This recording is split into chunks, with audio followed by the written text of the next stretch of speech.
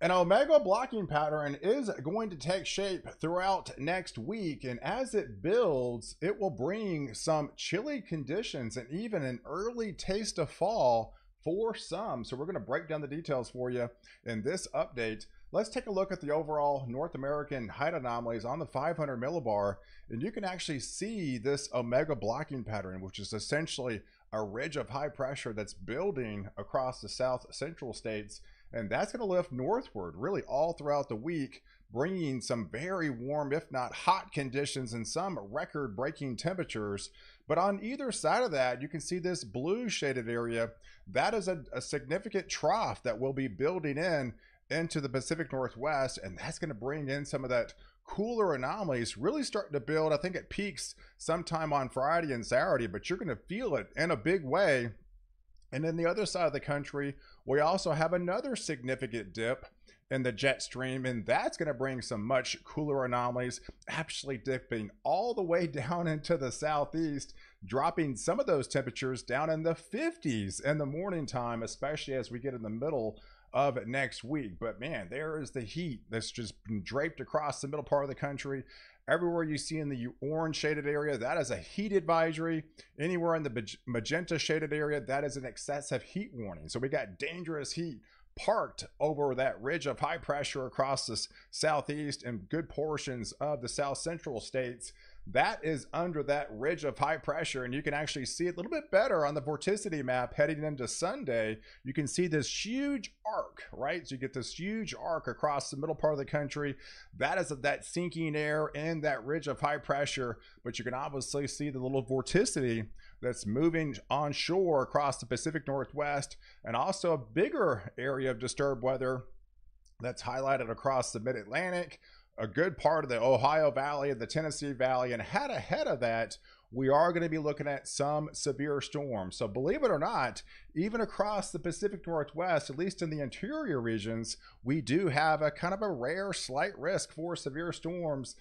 Today, those could be on the bumpy side. So some producing some 60-mile-per-hour wind gust in the heat of the afternoon, and then further off into the East Coast, where we have another organized complex of storms that are going to get its act together. That's mainly going to be highlighted from Arkansas through Pennsylvania, all the way down into the southeast coast. And as it shifts further south, tomorrow, these storms will begin to be more amplified, drifting all the way from Arkansas down to Mississippi, into Alabama, as well as into Georgia, into the Carolinas. Those could also produce some significant wind gust out ahead of that much cooler anomalies that will be following in on the backside of this system. So there are some of your preliminary wind gusts that you could possibly expect from these two systems, from the west coast all the way down to the southeast. Some of these are going to be a little bit more significant, especially as you move into parts of Mississippi, into Alabama, especially into southeastern portions of Georgia here into the Carolinas. Those could be approaching 60, 65, maybe even some isolated reports of 70-mile-per-hour wind gust are definitely not out of the question. So if you break it down over the next 48 hours, you can see where the rain prospects are. So you got a little bit of monsoonal flow that's going to be drifted into the desert southwest around the Four Corners region with some isolated sporadic showers, and some of those could be isolated severe storms.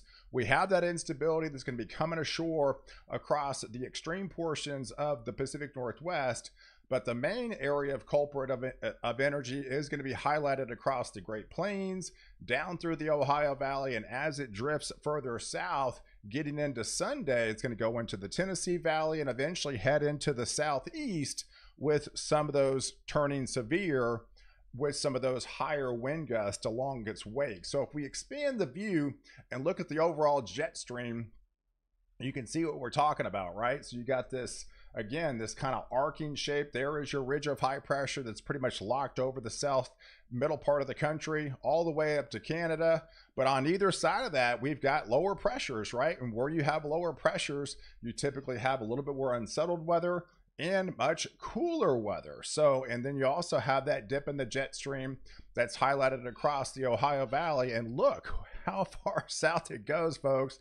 Yes, that goes into Alabama, believe it or not. And we're talking some much cooler anomalies by the time you wake up on Wednesday morning, August 21st. It's hard to believe this would be August on this map, but yeah, that is your 10-15 degrees, even though it might be a brief shot of fall-like weather.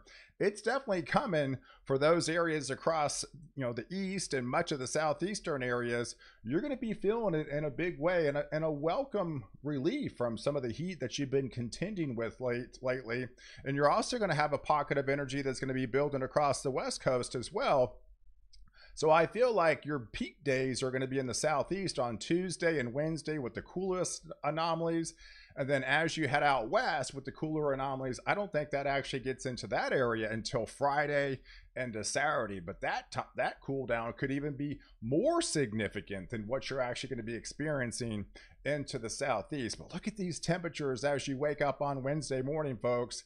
Yeah, all that area in purple, that is widespread 50s. That's going to feel really nice from a good part of Wisconsin, Illinois, Indiana, Michigan, back into Ohio, much of Pennsylvania into West Virginia, all the way into New York, Vermont, New Hampshire, back into Maine. A huge swath of 50-degree temperatures. And yes, even talking to you guys in Kentucky, Tennessee, and yes, this could even drift into northern Alabama. We're talking upper 50s for low temperatures. You're going to be definitely feeling it, and that brief taste of fall if you live in those areas. But if we expand the view and take a look at Thursday, it does shift a little bit further off into the central part of the country. They call this a backdoor front. It's kind of a glancing blow, but for those areas that have been draped across that heat dome for much of the next several days, it's brief, very brief relief as you can get this little backdoor front slowly trying to eat away that ridge of high pressure. And some mechanisms, it does try to do that. It'll drop the temperature about 10 degrees, but when you're coming up from like 108, 10 degrees is only 98. But that is going to be bringing some relief compared to what you're going to be experiencing over the next couple of days with those excessive heat warnings into that region. But going into Friday, yes, it does modify for those areas into the southeast. It's kind of lose its luster, if you will, and kind of lose the punch of the cooler anomalies. But as it does, and the ridge will slowly start to build back and kind of take over, all eyes will be trending out west with a much more significant trough that will be building in across a good part of the Pacific Northwest and bringing some of the coolest temperatures you've seen so far this summer. In fact, going into Friday afternoon, folks, yeah, you're going to feel it in a big way up there in Washington and Oregon and good part of Northern California, Nevada, get into Idaho. I mean, Boise just been having a brutal summer so far, and to see temperatures 20-25 degrees below average, that's going to be feeling really chilly compared to what you've been used to out here. Man, you're going to be feeling it in a big way. And looking at actual temperatures going into next Saturday morning, yeah, that is a widespread area from British Columbia through Oregon, much of Washington here, Northern California, Nevada, and Idaho, back into Montana, and even portions of Wyoming. You're talking widespread 50s and 40s on the map, and even some of the higher elevations could sneak into the 30s for low temperatures. Yes, that is an early taste of fall for you guys. And if we break it up for the next 7 days, you can see what we're looking at, right? So you got this massive heat dome building with this omega blocking. This is a massive block, essentially, if you will, draped across the middle part of the country. And that's where you're going to be experiencing very hot conditions, all those heat warnings, excessive heat warnings, heat advisories, and some record-breaking temperatures along its wake. But yes, a lot of the blue areas, those are where you're going to be seeing upwards to almost 15 degrees below average at times, and then kind of modifying as we head into Friday and Saturday. But then this will be building out west, and I think it peaks on Friday and Saturday out here. But nonetheless, overall, it's going to be a cooler week for the extreme portions of the West Coast and all the way to the East Coast. But the middle part of the country, you can be like, pal, what are you talking about? It's hot.